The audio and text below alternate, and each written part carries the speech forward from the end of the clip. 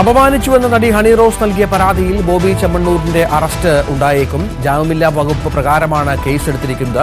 സമൂഹമാധ്യമങ്ങളിലെ അശ്ലീല കമന്റിൽ കൂടുതൽ അറസ്റ്റുകൾക്കും സാധ്യതയുണ്ട്. അശ്ലീല കമന്റിട്ട സംഭവത്തിൽ അന്വേഷണത്തിന് പ്രത്യേക പോലീസ് സംഘത്തെ നിയോഗിച്ചിട്ടുണ്ട്.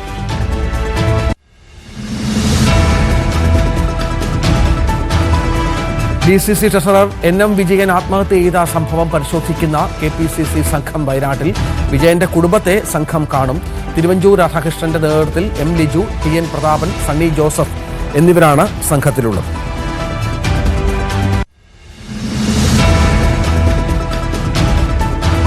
PV അൻവറിന്റെ UDF പ്രവേശന ചർച്ചകൾ സജീവമായി. അൻവർ ഇന്ന് തിരുവനന്തപുരത്ത് എത്തി UDF നേതാക്കളെ കാണുന്നുണ്ട്. കഴിഞ്ഞ ദിവസം സാദിഖലി തങ്ങളുമായും കുഞ്ഞാലിക്കുട്ടിയുമായും അൻവർ ചർച്ച നടത്തിയിരുന്നു. അതേസമയം അൻവറിനെ UDFൽ എടുക്കുന്നതിനെതിരെ മലപ്പുറത്തെ കോൺഗ്രസുകാർക്ക് കടുത്ത എതിർപ്പാണ്.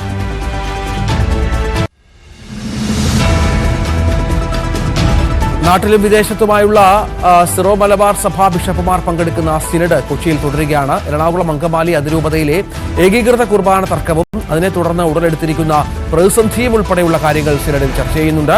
സിറോ മലബാർ സഭാ ആസ്ഥാനമായ കാക്കനാട് മൗണ്ട് സെയിന്റ് തോമസിലാണ് സിനഡ് ചേരുന്നത്. കഴിഞ്ഞ ദിവസം സഭാ മേജർ ആർച്ച് ബിഷപ്പ് റാഫേൽ തട്ടിലാണ് സിനഡ് ഉദ്ഘാടനം ചെയ്തത്.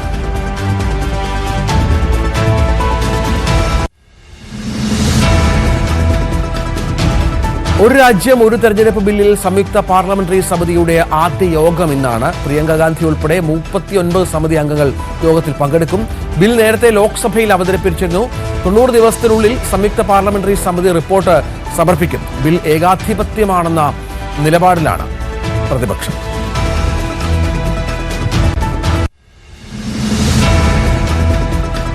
പ്രധാനമന്ത്രി നരേന്ദ്രമോദി ഇന്ന് ആന്ധ്രാപ്രദേശിൽ എത്തും. 65,000 കോടി രൂപയുടെ സുപ്രധാന പദ്ധതികൾക്ക് പ്രധാനമന്ത്രി തുടക്കം കുറിക്കും.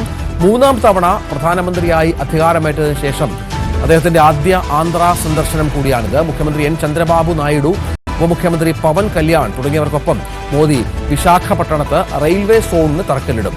ഇതിനു പുറമെ അബുഡിമടകയിൽ NTPCയുടെ സംയോജിത ഗ്രീൻ ഹൈഡ്രജൻ ഹബിന് തറക്കല്ലിടും.